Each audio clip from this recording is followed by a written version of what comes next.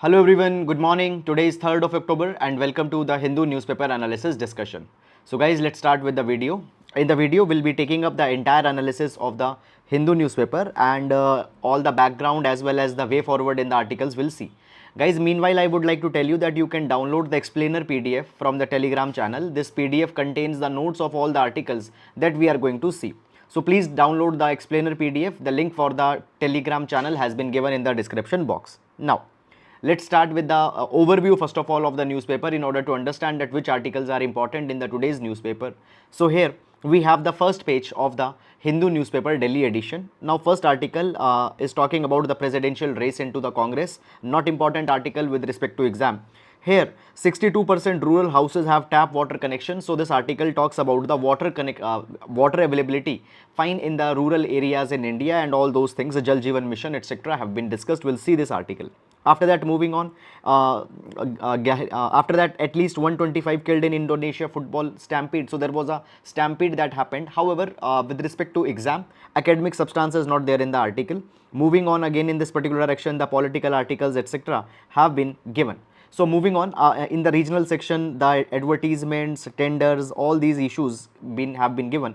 Not very much important for the exam. So we'll be reaching to the editorial section directly because till the editorial section, the regional news etc. that have been there, relevant issues are not there. Now first article talks about choose safe surrender over the infant abandonment. So very important article with respect to children issues. We'll see this article entirely. No family man. Okay, the Congress is on right track, but Gandhis must stay neutral. Political article, not very much relevant for the examination. Now, the UK is staring into an economic abyss. Now, the article is talking about that how there have been certain tax cuts that have been made and how the UK might be facing some of the economic crisis internally. Now, understand one particular thing. What is important for your UPSC examination or for these examination? It is the developments which will have a direct impact on the Indian economy or on India. Now this article is talking about the internal economic issues going on in the UK. So on India direct impact will not be there. So therefore no need to go too much into the detail.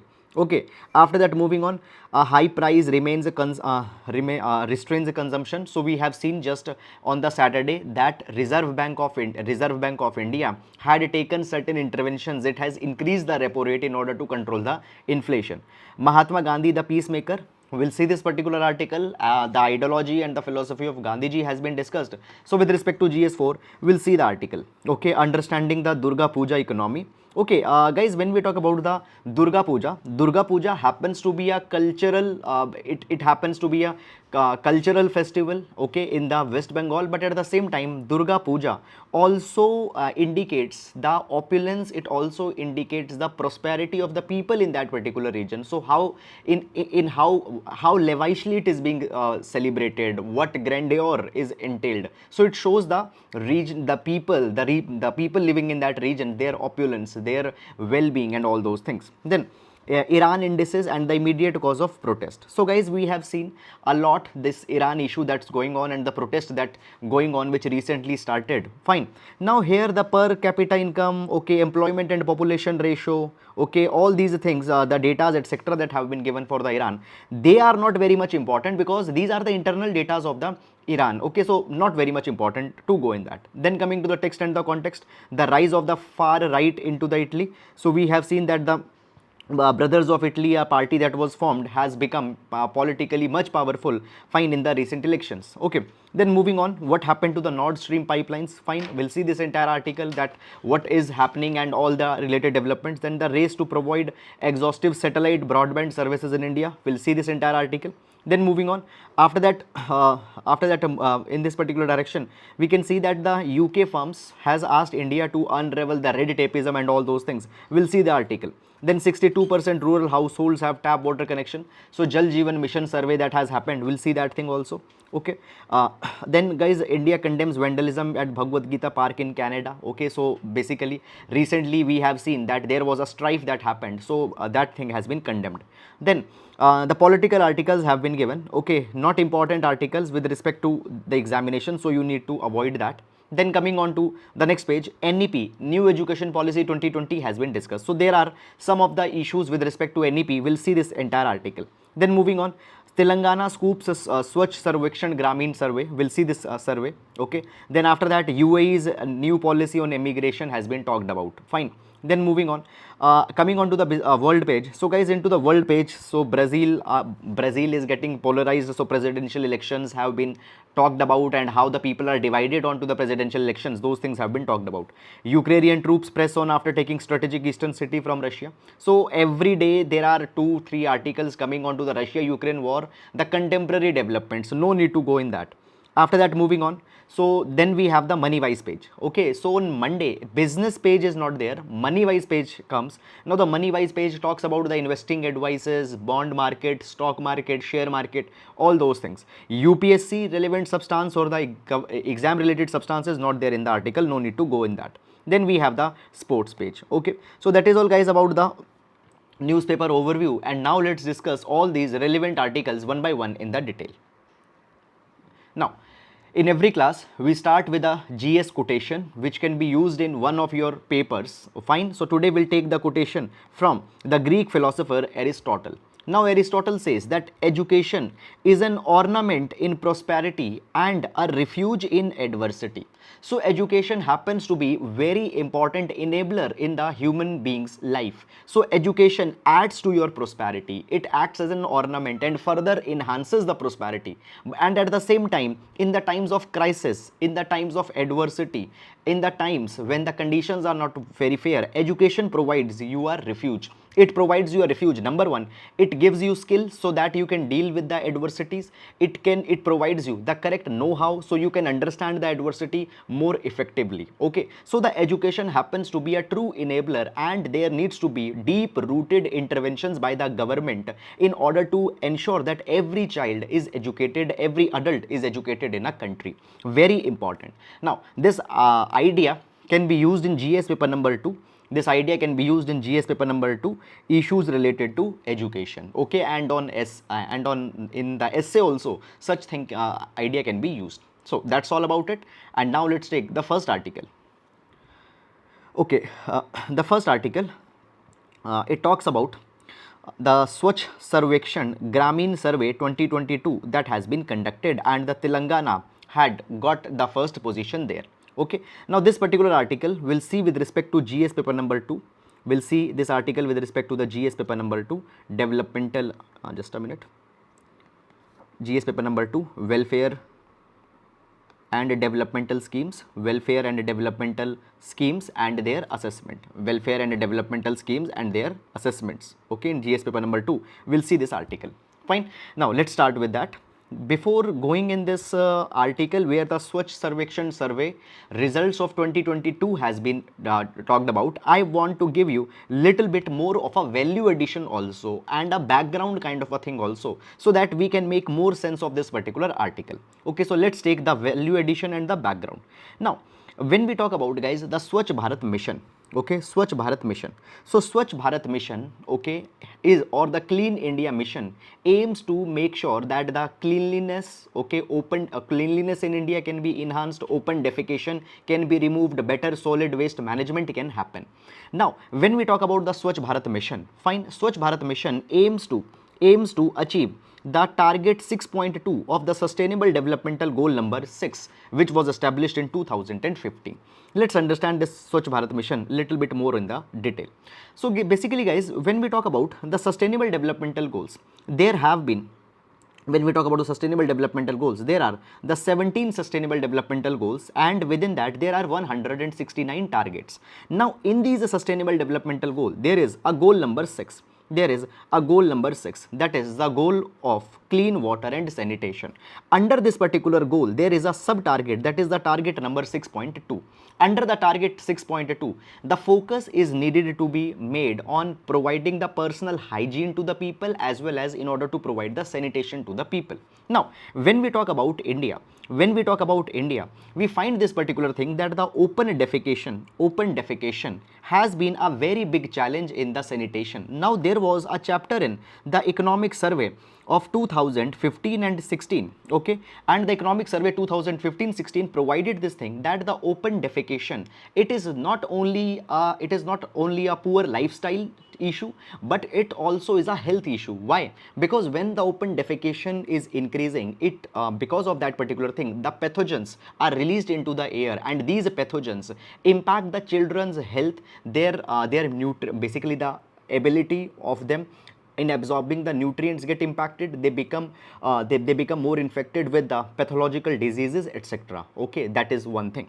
So therefore the open defecation is to be reduced. Fine. And for that particular thing, the Swachh Bharat mission has been provided. Now when we talk about, guys, little bit more about the sustainable developmental goal number 6, sustainable developmental goal number 6 has given first of all us many of the important data that can be used anywhere in your other GS answers also. For example, the SDG goal number 6 provides this particular thing that over the past 300 years, 85% of the wetlands have been lost. 85% of the wetlands have been lost. Okay, for at least 3 billion people, the quality of water they depend on is unknown due to lack of monitoring. Okay, people don't know from where the water is coming, whether the water is good or not. Fine. Further, it has been provided that 733 plus million people live in countries with high and critical levels of water stress. Fine.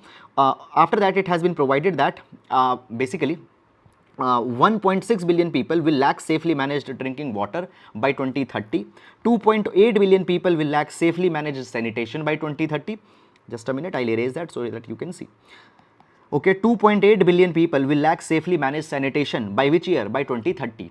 1.9 billion people will lack basic and hand hygiene facilities by 2030. And you see this particular thing that when we talk about hand hygiene, it happens to be a very important intervention if we want to keep the COVID-19 pandemic at a distance. Okay, so because of all these interventions will happen, so therefore countries need to come together, and the sustainable developmental goal number 6 talks about the clean water and sanitation, and the sanitation angle has been covered in India by the Swachh Bharat mission that we are running. Okay, now when we talk about, guys, the Swachh Bharat mission, let's talk a little bit about the details of Swachh Bharat mission that can be important for the prelims examination. So Swachh Bharat mission in India, it is split in two parts, that is the Swachh Bharat mission rural or Swachh Bharat mission Gramin and the Swachh Bharat mission urban.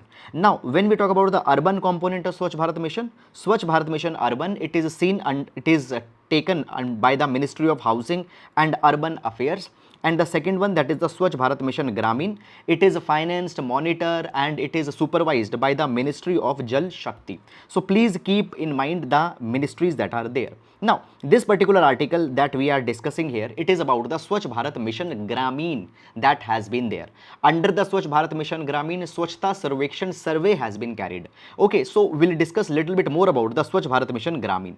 Now when we talk about the Swachh Bharat Mission Gramin, so as entire Swachh Bharat mission was launched in 2014, one was urban, one was Gramin. Okay, so Gramin was launched in 2014. Okay, under the Ministry of Jal Shakti. And what was the aim was to accelerate the universal sanitation. Universal sanitation means that every household should have toilets, and the toilets need to be connected with the potable water. So the universal sanitation coverage was focused. Now in order to achieve the targets of the Swachh Bharat mission, a Jan Andolan was started, and this Jan Andolan aimed to remove the open defecation into the rural areas. Now when we talk about the Swachh Bharat mission, I want to give you some data, particularly with respect to the Swachh Bharat mission Gramin. Now it was provided that in 2014, fine, when it was started, it was reported that the sanitation was the sanitation rate in rural India was 38.7%. Okay, it meant that rural sanitation coverage was 38.7%. These many households had that toilet and they were using it. Okay, now the idea was that by 2019, 2nd October, okay, by 2019 2nd October, there should be the universal coverage of the sanitation into the rural areas. Fine. And between 2014 and 2019, 10 crore individual toilets got constructed, okay, and by 2nd October 2019, all the rural areas in all the states have been declared as ODF, that is the open defecation free. So this was the success of the Swachh Bharat Mission Gramin from 2014 to 2019. Now, after this 2014 to 2019, the second phase of the Swachh Bharat Mission Gramin started. Okay, the second phase. Now, what the second phase is all about? Okay, see, when we talk about the open defecation has been achieved already by 2019, but now it's to be maintained that people again don't start to go out fine for the defecation, so it needs to be sustained. So in the phase 2, sustainability of achievement was focused. Whatever has been achieved, that should stay.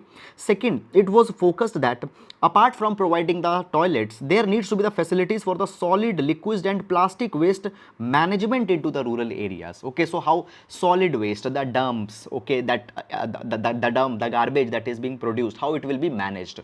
Solid waste, liquid waste, plastic waste management was focused. Okay, and when we talk about the Swachh Bharat Mission Gramin, now this second phase, it will be implemented between 2020, 2021 to 24, 25. This is the period in which the second phase is being implemented. Now, a little bit I discussed about the open defecation also. So let's discuss this concept little bit more, because a prelims kind of a question can be framed. Now, first of all, what do we understand by the ODF?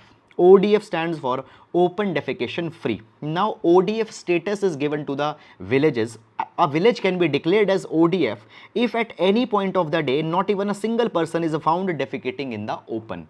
Okay, so not a single person has been found in open defecation, ODF status will be given. Then the next comes, it's ODF plus. Now, what's ODF plus? ODF plus is given when not a single person is found defecating and the other urinating in the open. Okay, and all the community and public toilets are functional and well maintained. So, three conditions: no person should be found defecating, second, no person should be found urinating, and third, community and public toilets should be functional. Then the third comes, that's the ODF plus plus status. ODF plus plus status. Now, when the ODF plus plus status is given, now number one, you need to understand that no person should be found defecating, second, no person should be found urinating, and after that there needs to be the fecal sludge, septage, sewage, they needs to be safely managed. Okay, there needs to be proper treatment, proper management of the fecal sludge, etc. There should be no discharging or dumping of the untreated fecal sludge, okay, and sewage into the open drains, water bodies or areas. So here what gets added is that a person should not be found urinating, defecating, public toilets needs to be maintained, and then the fourth comes is that there needs to be proper treatment of the fecal sludge, wastage, defecation, all these kind of things. Fine. So that's the issue. Now, let's talk about the present development that has been reported in this particular article. So what this article is talking about? This article is talking about the Swachh Sarvekshan Gramin 2022 award that has now been given. Okay, that has been given. So we'll be discussing it. Now understand one particular thing is that the background that we have discussed, up till now, this is something that you need to know about the Swachh Bharat mission. Okay, now, so basically Swachh Sarvekshan Gramin 2022 awards have been given. Now, what are these awards? Let's understand. So basically guys, the awards are the motivators. Awards are the motivators to keep intact a particular kind of a behavior.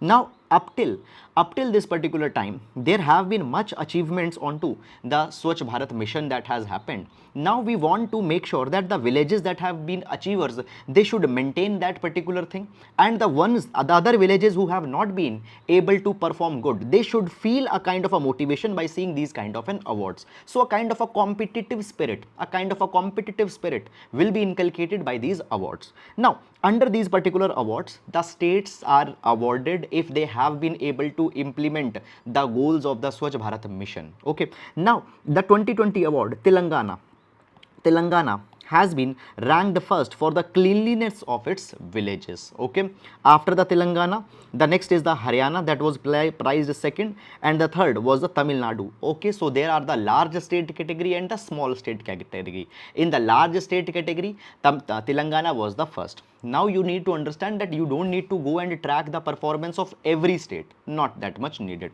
Now after that, when we talk about the smaller states and union territory, okay, Andaman and Nicobar secured the first position, then the Dadar and Nagar Haveli secured the second position, Daman and Diu, okay, and then the Sikkim come. So into the small states and union territory category, this is the performance. Now when we talk about the Swachh Bharat Sarvekshan Gramin or the rural surveys, it ranks the states and the districts onto the basis of the performance onto the Swachh Bharat mission, okay, parameters, fine, rural community engagement was there or not, sanitation status, what has been there, on all these parameters, the parameters that we discussed above, okay, on that the states are ranked. Okay, now basically when these Swachh Bharat Mission Gramin survey awards were given, at that point of a time President of India was also present there, and President has provided that since 2014 when the Swachh Bharat Mission Gramin started, India has attained the construction of 11 crore toilets, okay, 60 crore people have been given and by that 60 crore people who were earlier going for open defecation, they have given it up.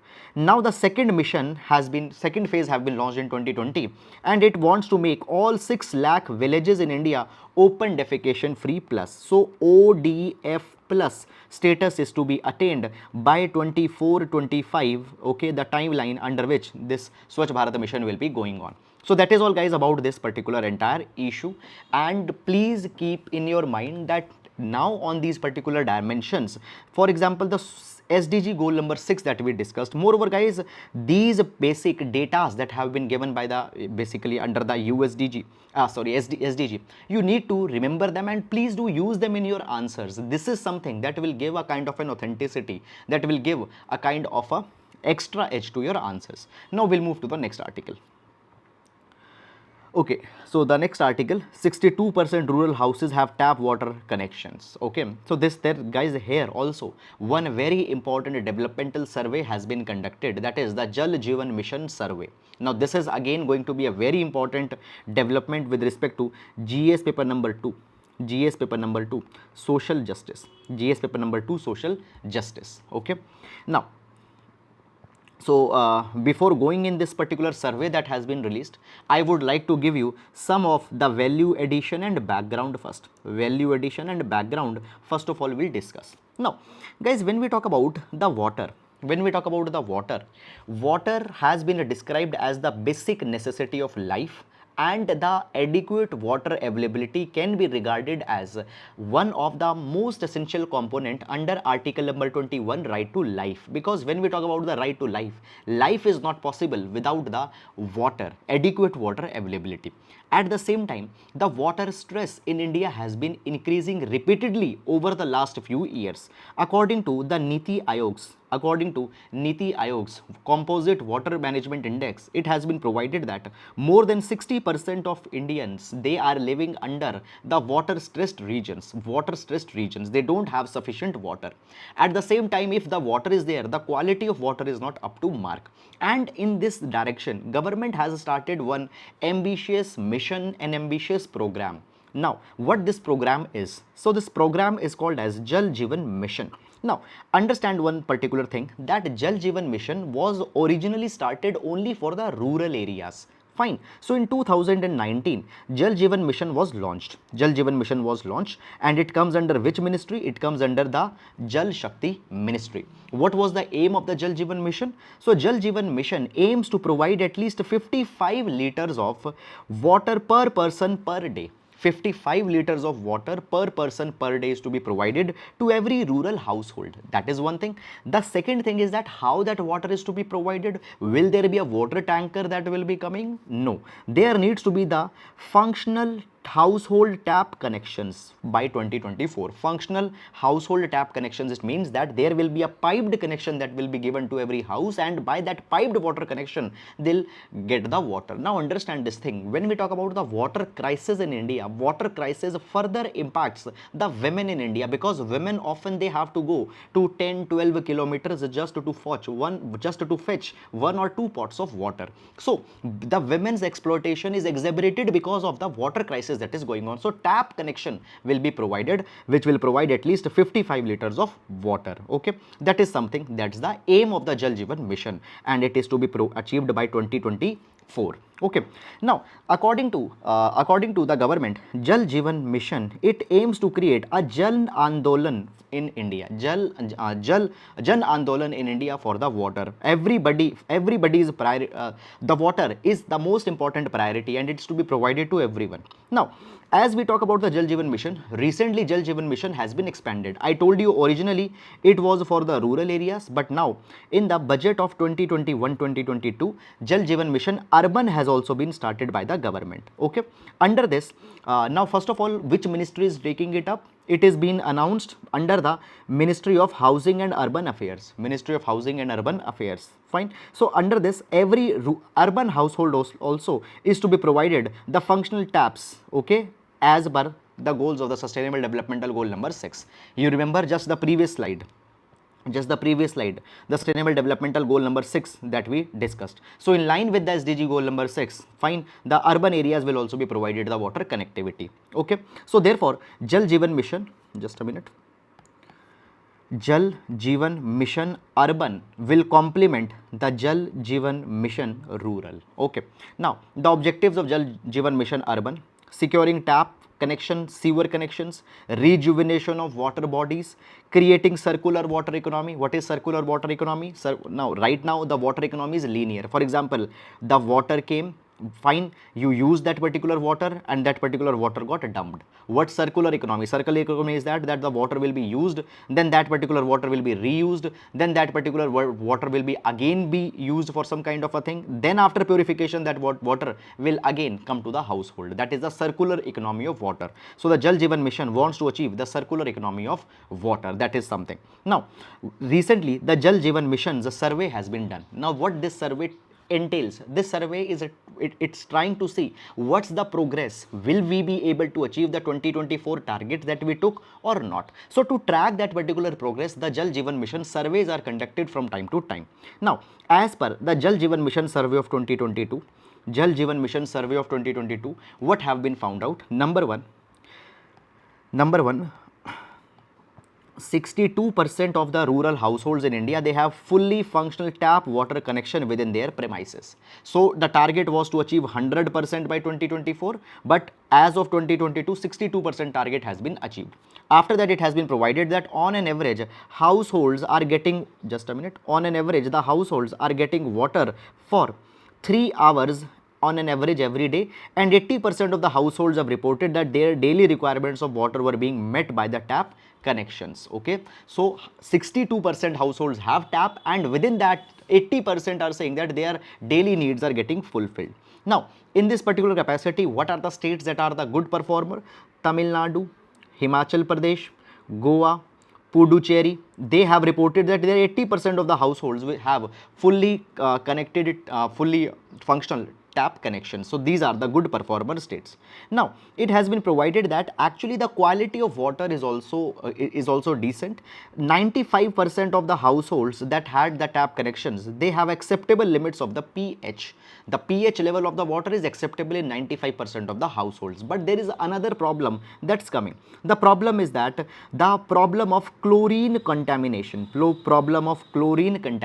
So when we purify the water, chlorine as a chemical compound is used. Okay, but sometimes that there is a residual chlorine, and that leads to the chlorine contamination. So it has been provided that 93%, it has been provided that when we talk about the water, 93% of the water is free of bacteriological contamination. Bacteria were not there, but at the same time chlorine was much high in the numbers, and it has been provided that in most of the Anganwadi centers, schools, fine, the water had more than the permissible range of the residual chlorine, and it shows the improper dosing. Improper dosing, what it means? For example, you need 5 gram of chlorine in, let's say, 1 liter of water, but apart from 5 gram, 10 gram was used. Such kind of a thing was there. So improper dosage of chlorine was there. Now, it has been provided that also 90% of the village level institutions. Now, what are the village level institutions? For example, panchayat office, fine, school is there in the village, community center in the village. So 90% of the village level institutions, they are getting the potable water, potable drinkable water, fine. 57% of the households reported purifying water before drinking. It shows that they feel that they should boil the water or they should purify that water before drinking it or before consuming it. So these are the trends with respect to the performance of government on achieving the Jal Jivan Mission. Okay, now understand one particular thing. If you remember the syllabus, GS paper number 2 syllabus clearly mentions that the assessment, okay, assessment of the government scheme is also a part of our syllabus. So how we can see the assessment of the government schemes? By these surveys, by these surveys. So if you ask me, will say that it is a mixed bag. There have been the success because it has achieved 62%, but 100% target will be difficult because just 2 years have been left by 2024, even less than 2 years. Okay, at the same time, chlorine contamination, it is a big issue. Fine. So this is all about the article, and now we'll move to the next article. Okay, now the next article, the race to provide exhaustive satellite broadband service in India. Okay, so the satellite communication and satellite broadband will see here. Now this particular article will be important for the GS paper number 3, GS paper number 3, infrastructure, communication and science and technology. Okay, and meanwhile guys, if you are here and if you are liking the video, okay, so you can show the support to us by simply hitting the like button. So please like the video if you are liking it. Fine. Now let's start with the article. Okay, so satellite communication in India. Now guys, understand this particular thing, that now in the world we find this thing that the satellite communication is becoming very popular, and even in India the Geo is betting for the satellite communication in India. First of all, what has been the developments by which the satellite communication is becoming so popular, it is becoming so affordable? Fine. So understand, there have been the two developments into the past, and because of these two developments that had happened, satellite communication is becoming affordable. Number one, emergence of low earth orbit satellite constellations. Emergence of low earth orbit satellite constellations. Now guys, when we talk about I want to give you one example. So there is example of OneWeb. Now OneWeb, okay, OneWeb, it is a corporate which is aiming to OneWeb, it is a corporate which is aiming to install the 648 satellites into the low earth orbit. 648 satellites into the low earth orbit will be launched by the OneWeb corporation. At the same time guys, the Amazon is also launching fine hundreds of the satellites. Then the Elon Musk's, okay, so Elon Musk's SpaceX, okay, and Elon Musk's led organizations are also will be launching the hundreds of the satellites into the low earth orbit. So what has happened over the years, in the low earth orbit there are the satellite constellations that are being launched, and these satellites can help in the communication, it can help into the internet connectivity. So as the infrastructure is getting piled up into the low earth orbits, it will make very much accessible the satellite just a minute. So it will make very much accessible the satellite communication. Fine, that is something. Then after that, there are the prevalence of the HTS satellites also that has happened into the past few years. Now what do we mean by HTS? High throughput service satellites. Now guys, when we talk about a traditional satellite covers a very big area. But when we talk about the HTS satellite can provide the concentrated beams over the region, and by these concentrated beams, what can happen? They can provide the better connectivity, they can provide the better services. Now you see the traditional satellites covering a large area. So if you rely on to these traditional satellites, though they cover the large area, but the focused beams will not be there. But into the HTS satellites, they cover the small areas and they can stream the beams, okay, with much more intensity. And these HTS satellites can provide reliable and can provide relatively high speed internet. So the HTS satellites and the satellite constellations into the low earth orbit. Again guys, I am telling you very clearly. Number one, HTS HTS satellite, which can provide better connectivity, and secondly, the more and more number of satellite constellations into the low Earth orbit is making the satellite communication possible. Now, recently, there have been certain developments in India specifically that have happened. Number one, the GEO. Okay, so the GEO, it has received the approval from the Department of Telecommunication DOT that it can provide the satellite broadband services in India. Secondly, at the same time, we find, I told you the example of OneWeb. So OneWeb, it has signed an agreement with the Hughes Network Systems, and they had announced a 6-year agreement where the low Earth orbit connectivity will be provided to the India. So I told you 648 satellites are being launched into the low Earth orbit by OneWeb. So OneWeb will also provide the internet connectivity to India. Now at the same time, guys, I want to tell you that actually the OneWeb, it has also partnered with the New Space India Limited, NSIL. Now what is NSIL? NSIL is the wing, it is a branch of ISRO. Fine, it is a branch of ISRO, and it is actually a commercial arm of the ISRO. Fine. So with the NSCIL, they have also signed the agreement, but just one problem is there. As I told you that 648 satellites are to be launched by the OneWeb. So basically, guys, around 36 satellites were to be launched by the help of the Russia's Soyuz rocket. But recently, after the Russia-Ukraine war started, the Russia cancelled that particular agreement. So this will be delayed. But yes, anyhow, the OneWeb will provide the satellite connectivity into the rural India. Now, moving on. So basically, guys, it has been provided that, see, when we talk about the satellite communication, that is very much good, but there are certain roadblocks, there are certain problems also. So basically, new Spacecom policy was to be released by India. Now I want to tell you a little bit of a background.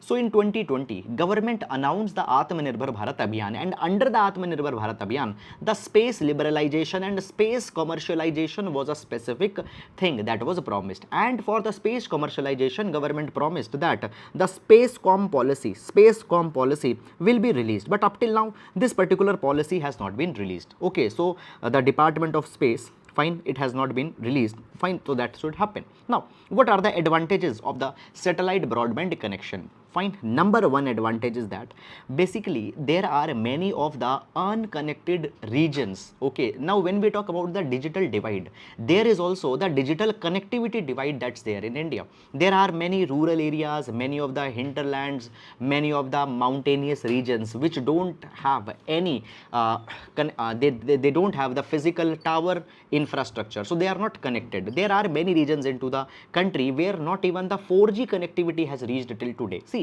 we are talking about the 5G connectivity, but how the 5G connectivity will be reached where the physical tower is not there?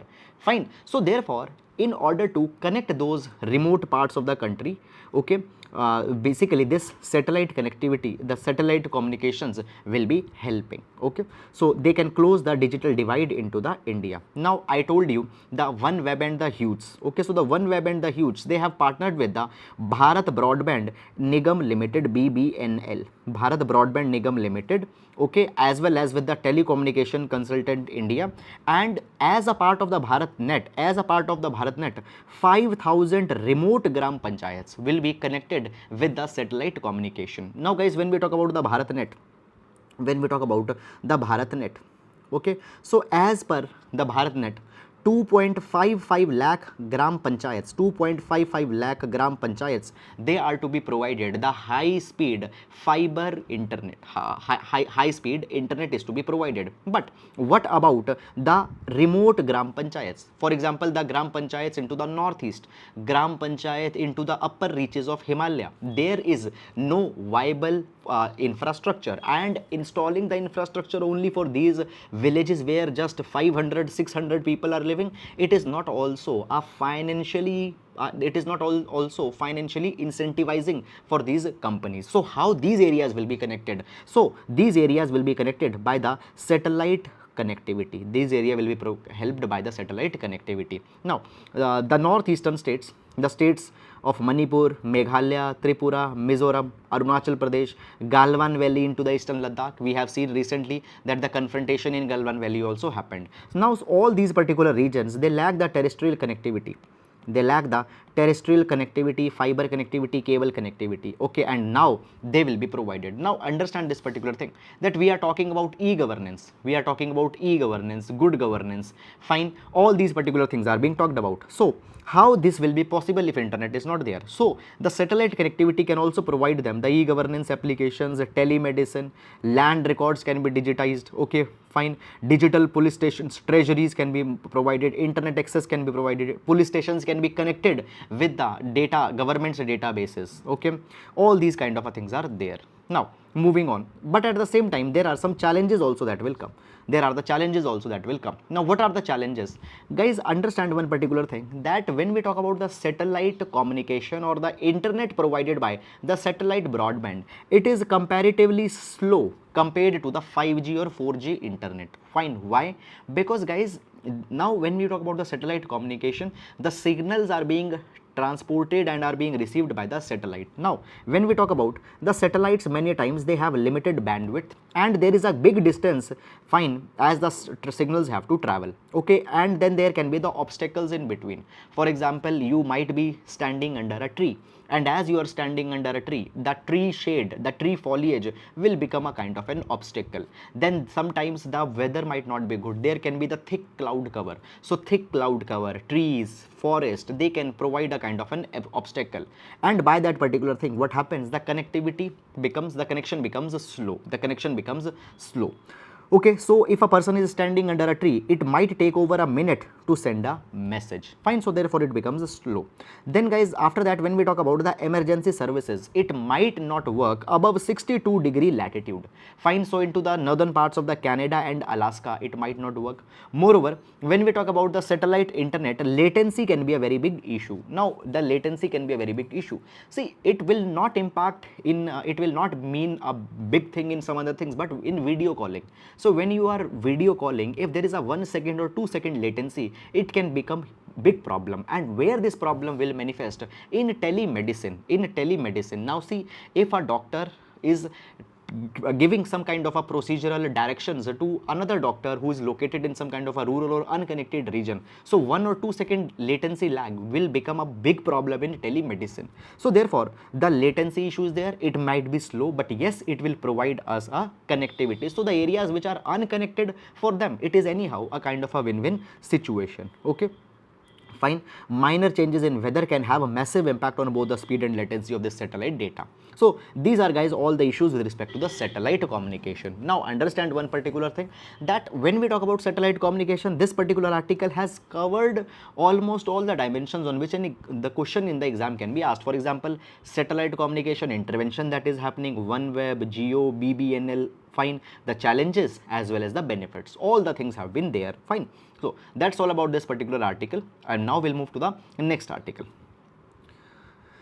Okay, now this article has been taken from the text and the context section. What happened to the Nord Stream pipeline? What happened to the Nord Stream pipeline? Okay, so let's discuss this particular article. This article will see with respect to the GS paper number 2, GS paper number 2, international issues, international affairs, international issues. Okay. Now, before going in this article, first of all, please focus on this particular picture that has been given here. Fine. Now, what's the Nord Stream pipeline? Okay, so here we have Russia, here we have Russia, and here we have Germany. Okay, and you can see that these are the Nord Stream pipelines. So there is the Nord Stream 1, and then there is a Nord Stream 2. Okay, so the Nord Stream 1, the here that in green, this is the Nord Stream 1 pipeline that got operationalized in 2011, and then this is a purple one, it is the Nord Stream 2 gas pipeline. The work onto the Nord Stream 2 gas pipeline got completed around 2021, and it was to be commercially started, but up till now it has not been commercially started, because I'll tell you the issues that are coming in between. Now, when we talk about the Nord Stream pipelines, it will provide the Russian gas. It will provide the Russian gas to the Germany, and from Germany, this particular gas will be supplied to the other European countries. Now, guys, understand this particular thing, that when we talk about the Europe, Europe is trying to reduce its reliance onto the coal and crude oil, fine. So for the electricity purposes, they want to reduce the oil, they will want to reduce the coal as well as oil, and for that particular thing the natural gas is a kind of a transit that they are using. And for the natural gas, 40% of the natural gas of the Europe, it used to come from the Russia, and particularly from these Nord Stream gas pipelines. Now recently this Nord Stream gas pipeline was into the news. Now why it was in news? Because there are the leaks that have been observed into this Nord Stream pipeline, and the leaks were in the Swedish water as well as into the Danish water. Now you please focus onto this particular map.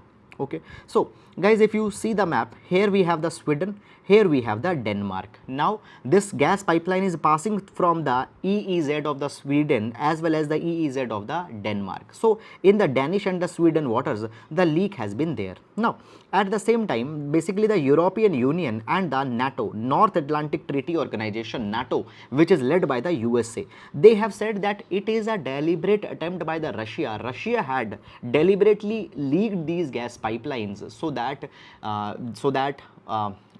they can give a challenge to the European countries as well as the USA. So this rupture was a kind of a sabotage. It was a deliberate attempt by the Russia. But the Russia had said that actually the region in which the leaks have been found, they are fully under the control of the USA, US intelligence agencies. So how the Russia can lead a leak in this particular thing? Now the USA had, this is the Russia's response. Now when we talk about the USA, it hasn't blamed any specific actor that okay, this organization or this purpose is responsible for that. But at the same time, USA had said that USA will be committed for the Europe's energy security, and any such kind of interest, for example the interest by Russia, will not be able to jeopardize that. Now the Ukraine has called this particular leak as a terrorist attack and an act of aggression towards the European Union by the Russia. Okay, so this is something that has happened. So when we talk about the Nord Stream gas pipeline, little bit things about it. I told you already that it got operationalized in 2011 and it is the largest supply route for Russian gas to the Europe. Now the gas is being provided by the Russian state owned gas company, that is the Gazprom. Okay, it has a majority ownership into this particular pipeline, but right now this gas pipeline is running at just 20% of its capacity. Why? Because of the Russia-Ukraine conflict that started. And recently what has happened, the Russia has completely switched off this Nord Stream gas pipeline because they had said that there is a maintenance work that is to be done. But this is being called as a strategic intervention by the Russia. Russia has deliberately turned off this particular gas pipeline so that starve the Europe. Now you see this particular thing, that if the natural gas will not be provided by Europe, by the Russia to the Europe, then the Europe's reliance onto the crude oil, reliance onto the crude oil of the Europe will increase. And right now the crude oil prices are one of the highest into the world, and by that particular thing Europe's, now this is an economic coercion, that the Russia is putting onto the Europe, and then the Europe will come to the Russia, they will make a compromise with the Russia because of this economic coercion. So this is something that has happened.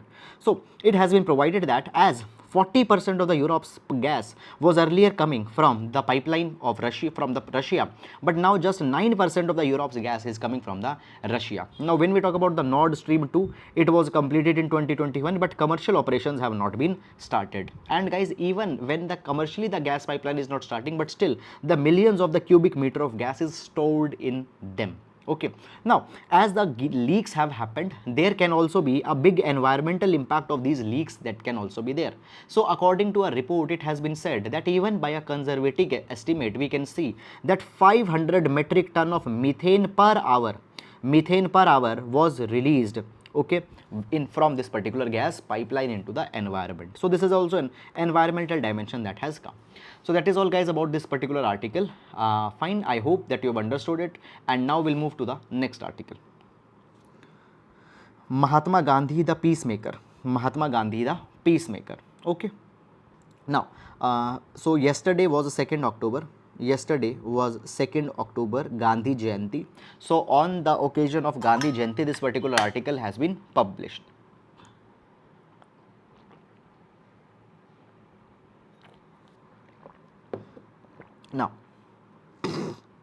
Now the article talks about the Gandhiji who acted as a peacemaker, who acted as one of the most vocal proponent of peace. Now, Mahatma Gandhi knew this particular fact that the world peace is not possible without the spiritual growth of humanity. Now, you see, there is the material growth of humanity that happened. We did a lot of inventions, we did a lot of discoveries, okay, we got a comfortable lifestyle, but the spiritual growth of humanity had not happened up till now. Now, the spiritual growth means this particular thing, that at the end of the day, we all are the part of the same spiritual entity. You, me, the differences between us could be, the differences between us are superficial. The differences in our physical appearances, the differences in terms of your social status, my social status, all these differences are superficial. At the end of the day, we are the part of same humanity. This is a spiritual growth of the humanity, and on the basis on this spiritual growth, what will depend? The peace will depend. Okay, now we have seen this particular thing, that already 22 years of the 21st century has been completed. But is the world peaceful? No, the world is not peaceful. We find that increasing confrontation between India, China, US, Russia is going on, Russia, Ukraine, war is going on. Fine. So Russia's invasion on Ukraine, it represents the biggest threat to the world peace since the Cold War that has been ceased. Now, the article says this particular thing, that the peace is the long peace. How the peace will be achieved? Peace is a result of a long process, the process of compassionate dialogues. Compassionate dialogue. Now, what is compassion? Compassion is an act where you see another person is in pain and you want to reduce that particular person's pain. So compassionate dialogue between the people, tireless caring about each other across cultures. So you care about other people, don't matter what their culture is, what your culture is, what their religion is, what your religion is. Religious and political boundaries, okay, across religious boundaries, political boundaries, cultural boundaries, we should care with each other. Compassion needs to be there. Only then the world peace will come. Now, Gandhiji considered that the problem of peace is an ethical problem. Gandhiji considered that the problem of peace is an ethical problem and not a political problem. Not a political problem. Okay, so understand this particular thing, that when we talk about the peace, okay, we try to find the political solutions of the peace. Okay, the political leaders are coming, they are signing a kind of a 5-point or 10-point memorandum, and they think that the peace will come.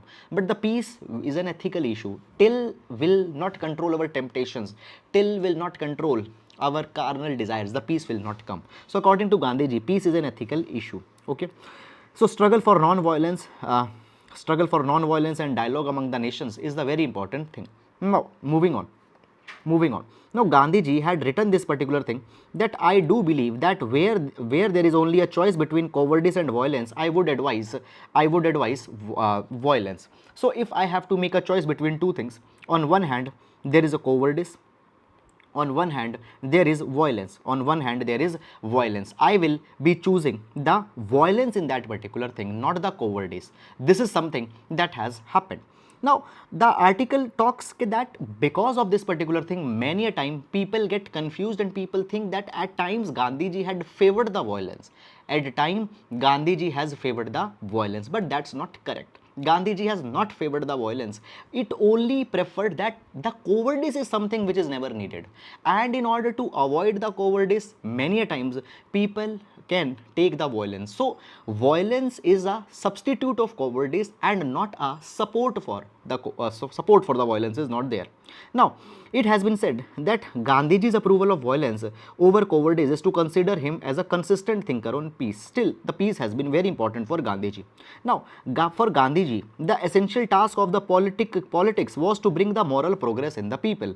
People need to think beyond themselves. People need to think about the other people's interest and all those kind of things. Now, you see this particular thing,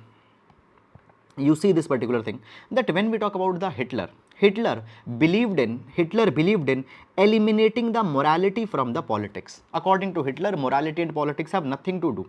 But for the Gandhiji, morality can never be divorced from the politics. Morality and ethics will always be there. So Gandhiji was most important because he gave the moral, because the non-violence had the moral legitimacy. Non-violence had the moral legitimacy. Now, the article further talks about this particular thing, that from Gandhiji's perspective, the non-violence is an ontological truth that follows from the unity and interdependence of humanity and life.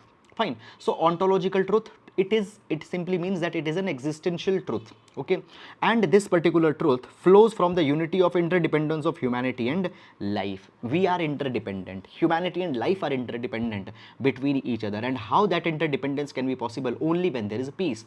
Because if the conflict and violence will be there, then that interdependence will be broken. Now the violence damages and undermines all forms of life. Okay, non-violence at the same time uplifts all the forms of life. Fine. Now violence against some poor people, violence against a particular race, it will undermine the life. Gandhiji therefore advocated the awareness of essential unity among the humanity. It simply means awareness that I, you, and all of us are the part of one existence. Okay, there needs to be a self-examination from egocentricity towards a shared humanity. Egocentricity means something which concerns me only, me. That is egocentricity. So we need to move from egocentricity, where we look about our own self-interest, towards a shared humanity, where we'll consider about other people's interest, about other people's well-being. So from egocentricity, that is the selfish interest, we need to move towards the shared interest. Fine. Now the shared humanity cannot exist today if it is not aware of its own shortcomings. Okay, it needs to strive to remove its own imperfections in order to be able to foster a pluralistic peace. Okay, so we need to understand this particular thing, that what are the shortcomings in this particular process. We need to understand shortcomings in the process which restricts us from reaching the shared humanity, and all other things we need to be understood. So this is the idea that Gandhiji has given on the peace. Now this is a very, very good idea, important idea, and can be used in essay as well as can be used in GS paper number 4, GS paper number 4 ethics. So that's all about it, and now we'll move to the next article. Now the article reads, choose safe surrender over infant abandonment. Choose safe surrender over infant abandonment. Now choose safe surrender over infant abandonment. Now this article will see with respect to GS2, GS paper number 2, issues related to children. GS paper number 2, issues related to children. Now over the years we have seen this particular thing, that the children are being abandoned, they are being dumped into the garbage dumps and all those kind of things. Fine. Now newborn children are being found abandoned into the garbage piles, dustbins.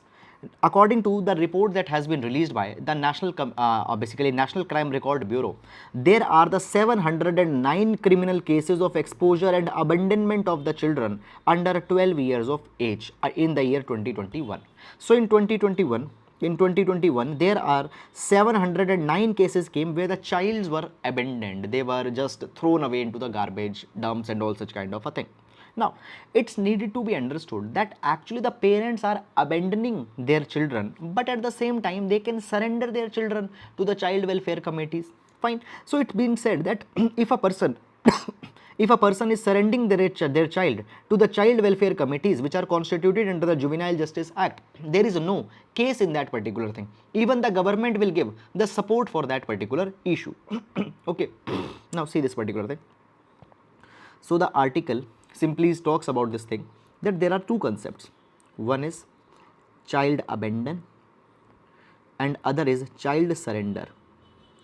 Now the child abandon means that you have just thrown a child in a garbage dump or at any unknown place, and the child surrender is that you go to the child welfare committee, you and the parent say that I am not able to socially, physically or emotionally carry this particular child, so therefore the child can be surrendered to the child welfare committee. Then child welfare committee will give that particular child to adoption to some another children, to some another parent, will give those children to adoption to some another parent. So this surrender is something which is correct thing, and there is no punishment given to this particular parent.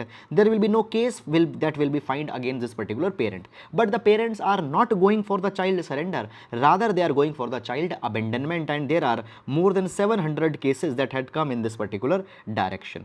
Now according to the Child Adoption Resource Authority, CARA, according to the CARA, it been said that into the last year there are 2,991 in-country adoptions that happened, around 3,000 adoptions within the country happened, and 414 inter-country adoptions happened, that is the adoptions between the countries. So nearly 3,400 adoptions have happened in the past 1 year. Fine, so adoptions is a very big thing in India.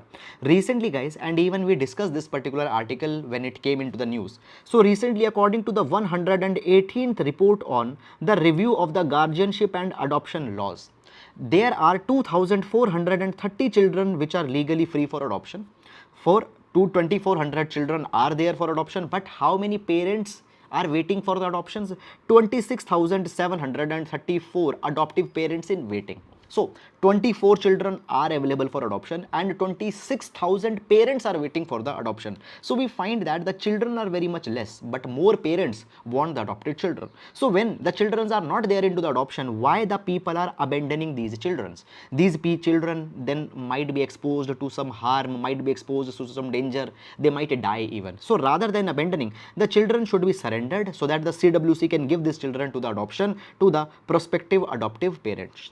Fine. Now, so when we talk about the abandon and surrender, okay, I told you that what is a surrender? Surrender is that the parent says that because of the physical, emotional and social factors beyond their control, they will not be able to take care of that particular child. Now, it has been provided that if a parent comes to the child, the CARA, if a parent comes to the child welfare committee and just if they are inquiring about the surrendering and abandoning, fine, then there will be no FIR that will be launched against the parent. So parent can come and can even ask about these particular thing.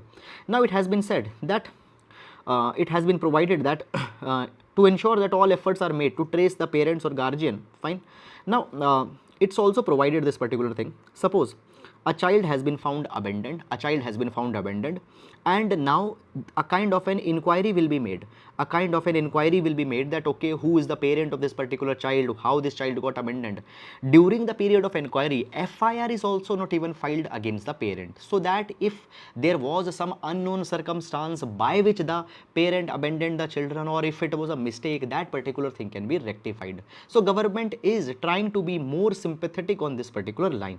Now, moving on in this particular direction, basically it has been provided that what are the reasons for the child abandonment that has happened over the years. Now, it's being said that see, child abandonment are due to unwanted pregnancy.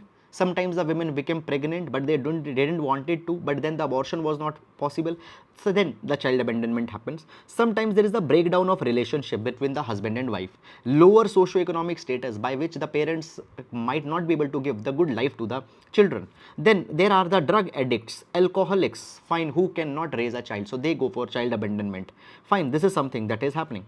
Now it has been provided this thing that this particular thing that when we talk about the child that are being given for the surrendering, their identity cannot be exposed.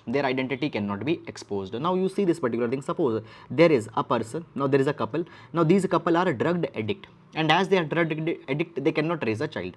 They can go and they can surrender their particular child to the child welfare committee. Now if any other person comes and want to adopt this particular child that has been surrendered, identity will not be told that okay, he belonged to the drug addict parent or all such kind of a thing. So there is a full protection of confidentiality that's also there.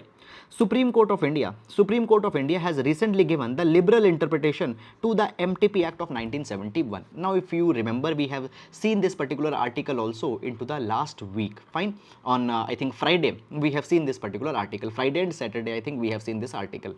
So now it has been provided that even if an unmarried girl is getting pregnant by the 24th week, she should be allowed to abort. Earlier also they were allowed, but sometimes there were some specific 7 conditions that were listed. So it was said that any change in material condition of an unmarried woman will come, then that woman can abort the child. So abortion rights have been expanded, abortion rights have been more recognized. So by unwanted pregnancy, more children will not be born and then they will not be abandoned. So this is good development that have happened. Apart from them, there can be other developments that can also be taken up. Number one, it's being said that basically The Asha workers can play a very important role. Now it's being provided this thing that actually abandonment of the children is happening because there is a lack of awareness about the law on the surrender. People don't know about the law on the surrender. So therefore it's being provided that the Asha workers, dies are the women who help in the delivery of the children. Anganwadi workers, fine, they have a strong network in the villages. They can educate the people, they can sensitize the people, they can tell them the difference between the abandonment and between the surrendering, and therefore they can play the role of sensitizer of the people. Then after that, the next thing that's coming is that now when the child is to be surrendered, a surrender deed is to be executed between the parent and between the child welfare committee. Now basically the surrender deed is to be executed with CWC, but the guardian can approach any organization. For example, they can approach any public officer, public servant, child line services, NGOs, voluntary organization, child welfare officer, okay, and they can ask them the assistance for the child surrender. So this particular thing needs to be promoted more. Awareness on this particular fact needs to be given to the people. And then it's being provided that the non-reporting of the abandonment within the prescribed time is a criminal offense. Okay, so if let's say a parent has abandoned a child, they have to report that particular thing in a prescribed time frame. It is a criminal offense, and this particular provision is need to be given more and more publicity so that the parents feel deterred in this particular thing. Even if they have abandoned, they should tell the police authorities, and apart from the abandonment, rather the surrender needs to be the more desirable thing. So this is the issue, and this is guys a very important one issue with respect to the children related issues. Fine. So that is all about this particular article. Now there is one doubt that we can see, sir, can you tell the date on which we discussed the Nagas? Okay, 9 September, 19 September. Thank you, Meenu. Okay, there is one more question. How violence is not supported by Gandhiji? Okay, so there is a question that how violence is not supported by Gandhiji. Now you see this particular thing that when we talk about Gandhiji, number one, Gandhiji had equated truth and non-violence with the God. Gandhiji had equated truth and non-violence with the God. According to the Gandhiji, if the people will resort to ahimsa, if the people will resort to himsa, if the people will resort to violence, then the civilization will descend into the civilizations will descend into the jungles of animalism. Okay, that was something which Gandhiji said. Now, when the choice comes between the violence and cowardice, so when the choice comes between the violence and cowardice, in this particular circumstance, Gandhiji says that then you can go for violence. Now understand this particular thing, that here when Gandhiji is talking about violence, he is not supporting the violence. Rather, he is saying that cowardice should never be taken. Cowardice should not be taken. Okay, so it's like that if only one thing is to be chosen between the violence and cowardice, then you may go for violence, but it is not a choice that Gandhiji is very comfortable in. It is not an active choice that Gandhiji is comfortable in. Is it clear or not? It is just an alternative of cowardice that can be taken up. In any other circumstance, Gandhiji will never support the violence. This is something that you need to understand. Now you see this particular thing. Suppose, okay, suppose in a normal circumstance, this is me, and there is one situation that you offer me that, okay, sir, you either take a bullet, or you take a punch. Okay, either you'll shoot me with a gun. Okay, so either can take a bullet or I can take a punch. In this, what I'll take? Obviously, I'll take a punch and not a bullet. But if in normal circumstance, do I desire the punch from everybody? No, that's not the case. Okay, so in this unique circumstance, I might take a punch. Fine, because I don't want to take a bullet. Now, according to the Gandhiji, see, both violence and cowardice are sin. Both are wrong, but the cowardice is even more wrong. Fine. So this is something. That is all about it. Now we'll move to the next article. Now, NEP prescribes no language states can choose. Now this is actually an interview with Chamu Krishna Shastri, who has been given the task of, who has been made as the chairman of the Bharatiya Bhasha Samiti, which aims to promote the Indian languages. Okay, so this is an interview. So there is a kind of a talks that is going on. So we'll see the important points in this particular interview that has come. Now this particular issue we'll see under GS paper number 2 as well as GS paper number 1, language issues. Language issues, we'll see this particular article. Okay. Now let's discuss this particular article a little bit more, but before that I want to give you some background. Now what the background is? The background, it's something like this, that in 2020 we came out with the new education policy. Now this new education policy 2020 replaced the National Education Policy 1986, which got amended in 1992. So 1986 new education policy was changed by the new education policy 2020. Now this particular education talked about the 3-language formula.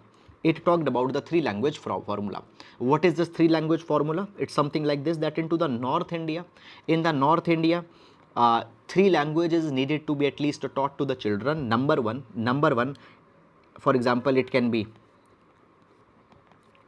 English, it can be Hindi, and it can be another language of India, preferably the language from South India,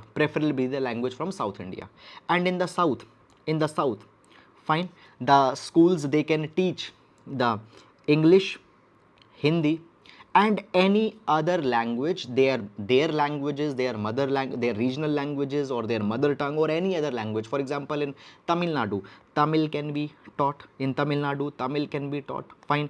In Andhra Pradesh, for example, let's say the Telugu can be taught. Okay, fine. So that can be the case. So 3-language formula, 3 languages are needed to be taught. That is one thing. Now second thing is that as far as possible, either till class 5th or preferably possible till class 8th. If in class 5th, or if possible till class 8th, the medium of education needs to be either the mother tongue or it needs to be the regional language. So medium of instruction need to be either mother tongue or the regional language. Fine. These are the 2 things that came. Now understand this particular thing, that as first of all, this 3-language formula that came. Now this 3-language formula has been criticized, and it's not from this time, but even since 1968, when the first national education policy came. At that point of a time, 3-language formula came in 1968.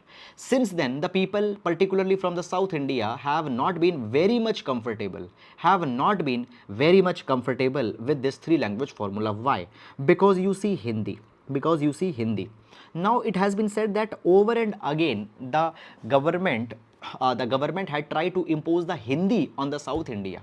It has been called as an attempts of Hindiization that has been imposed. So the 3-language formula was not supported a lot. Now these some things have been talked about. First of all guys, when we talk about the new education policy, I told you that till class 5th or possible till class 8th, the regional languages or mother language are to be promoted. Now for that particular thing, the Bharatiya Bhasha Samiti, or the committee onto the languages, was promoted, was established, and it will aim to promote the Indian languages. Fine. Now the committee has given a task that they need to prepare an action plan for the growth of Indian languages as prescribed into the NEP 2020. Now what this committee has found? This committee has found that there are 160 languages and mother tongues that are being taught in the schools. Now for example, when we talk about the Hindi is a mother tongue as well as a language. Gadwali is a mother tongue but not a language. So there are the languages, there are the mother tongue and languages, or some mother tongues which are also languages. So in total 160 such languages are being used into the schools for the education purpose. Fine. Now it has been said that when we talk about the promotion of these particular languages, fine, we need to prepare the textbook, for example, we need to prepare the teachers to be bilingual, and then we need to ensure employment, fine, teaching jobs or the jobs for the children who are getting educated in these languages, they needs to be there. So when we talk about the promotion of the regional languages into the education, so these are the challenges that will come. We need trained teachers and we need the text, we need the books. Now, the article says that actually the article, it has raised one particular question. The question is that there is a resistance from certain non-Hindi states which says that the NEP 2020 imposes Hindi. I told you the three language formula, and this three language formula has been seen as the imposition of the Hindiization. So question has been asked that okay, is the center trying to impose the Hindi? Now, in this particular direction, it has been said by the it has been said that actually no language has been prescribed. State will decide, they have the freedom to choose the language. Fine, if they don't want to use the three language formula, they might not do. In three language formula, if they don't want to use Hindi, they might not do that particular thing also. So that is very clear. Now, basically a question was raised that actually in NEP the mother tongue will be the medium of instruction till class 5 or till class 8, that we discussed. Yes, very good. Now the question has been raised that how it will be implemented in Delhi. Now in Delhi we know that the people from different regions are living, and let's say in one class, or you say take the example of the Kendriya Vidyalaya. Now in Kendriya Vidyalaya, in one class there might be the children who might speak different kind of languages. So how there it will be implemented? Now for this particular thing, there is an answer that has been given. It is being said that when we talk about Indian languages, there is a lot of commonality. In the Indian languages, it has been said that there are many commonalities. Okay. Now in these commonalities, it has been said that 50 to 60% of their vocabulary is common, sentence structure is common, subject, object, verb pattern is very much similar. So it's not very much difficult. Fine, even if different students, even if in a class different languages are being spoken by the students, that can be tackled up very effectively. Okay, so this is something that has been provided in this particular interview. Fine, other points are very specific are very specific, so no need to go into that. So these are the major issues that have been carried in this entire article. Okay, so guys, you need to understand that there will not be a question from this there will not be a question that okay from this particular interview directly, but these things that are coming can be used as a value additive material in your issues of language. That is all about it. And now we'll move to the next article. Now article reads, UK firms ask India to unravel frustrating red tape, take broader view of lending norms. Okay, now what this entire article is all about. Okay, this particular article will see with respect to the GS paper number 2, India UK relations, GS paper number 2, India UK relations, economic relations. Okay, now before going in this particular article, I would like to tell you a little bit background. See, right now India is negotiating the free trade agreement with the UK. India is negotiating the free trade agreement with the UK. Now, as the free trade agreement will be signed, economic cooperation will increase. There are certain concerns of the UK that they have for the India. So these concerns are being discussed in this particular article. Okay, I had given you annotated, highlighted PDF in your notes already. You can see it there. Now, what are the issues? First of all, the issues have been raised.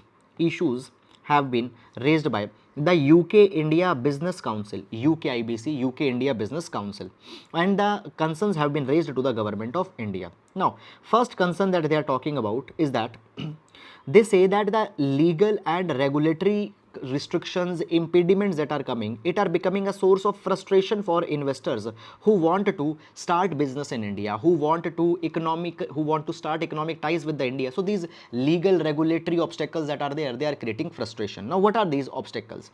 Number one, they have said that priority sector lending norms for the foreign banks operating in India, they are something problematic. Now let's discuss about this particular thing. So basically guys, any foreign bank having 20 branches has the priority sector lending targets. Now what are the priority sector lending targets? Now guys, it has been provided. Now what is the priority sector? Priority sector is, for example, now it's being provided that 40% plus loans that are being given, they are needed to be given to the priority sector. What's the priority sector? For example, unserved sectors of the society, okay, the backward sectors of the society, the farming communities. Okay, so these are certain areas where the lending is to be done. So it has been said that even the foreign banks having 20 branches, they are forced to go for the priority sector lending, but many times they don't have expertise in this particular line. So this priority sector lending restriction, that priority sector lending compliance that has been there, it needs to be removed. Then second thing that they are talking about is that the equitable tax treatment is not there. Now, what is this equitable tax treatment? Now, the article is talking about this particular thing, that basically when we talk about the effective tax rate, when we talk about the effective tax rate, the foreign companies are being taxed at 43.68% compared to the domestic companies who are being taxed at 25.17%. So, the effective tax rate falling onto the foreign companies, it is very much high. So, this particular concern is needed to be taken care of. Then after that, there are the counterfeit products that are being sold through the e-commerce platforms. Okay, so the fake products are being sold. Now, when these fake products are being sold, what is happening? Sometimes the UK's company did some kind of a invention, they came out with a patent, but the counterfeit products are being sold. So this is impacting their revenues. Then legal, after that it has been said that actually there is a duplication of regulation also, where two set of regulations are administered by two different arms of government on the same issue. Now you know this particular thing, that the central government and state government, so there are the same subject on which the center is also making the law, the state is also making the law. You can take the example of labor. Now many subjects into the concurrent list, both the arms of the government are making the law. So by that particular thing also, it is leading to duplication, delays, increase in the cost. Fine, all these particular issues are there. Fine. So the areas onto the constitution's concurrent list legislation, such as labor, environment, food, personal care, both the center and the state makes the law. So it is leading to many kind of problems. Fine. So therefore, recommendations that have been given is that we need to reduce the bureaucratic delays. We need to simplify, find the legal procedure, regulatory complexes, taxation needs to be simplified, developing world-class IP infrastructure environment. This is something that is to be done. Okay, and if these kind of things will not be done, then the India-UK cooperation cannot be carried. India-UK cooperation cannot be carried. So when there is a lack of enforcement of IP rights, okay, then there is the innovation that might be stifled up, and these counterfeit products, the fake products that are being sold, it is also leading to the revenue losses to the UK's firms. So these are some of the issues that are to be taken care of. Okay, so guys, this is a good article. Okay, annotated PDF already have been provided. So these are some of the concerns between the India-UK that are coming. Okay, that's all about this article, and now we'll move to the mains question answers for the today. So guys, there are the two practice questions for today. The question number 1 is that, do you think that satellite communications could be a boon to bridge the digital divide in unserved rural areas? Okay, so this is one. And the second question is that, water availability is a fundamental right under Article 21. Fine. Do you think Jal Jivan Mission will help in enhancing the water availability and quality in rural and urban India? So these are the mains practice questions for today. So that is all guys about the newspaper analysis for today. I hope that you have understood it and all the issues are clear to you. So that is all for today. Now guys, we'll be meeting tomorrow. Till then guys, please take care of yourselves. Keep learning, and the most important thing is, please keep on revising. So that is all for today. Now we'll meet tomorrow, and if you have liked the video, that thank you so much for liking it, and please leave the comments. Thank you so much.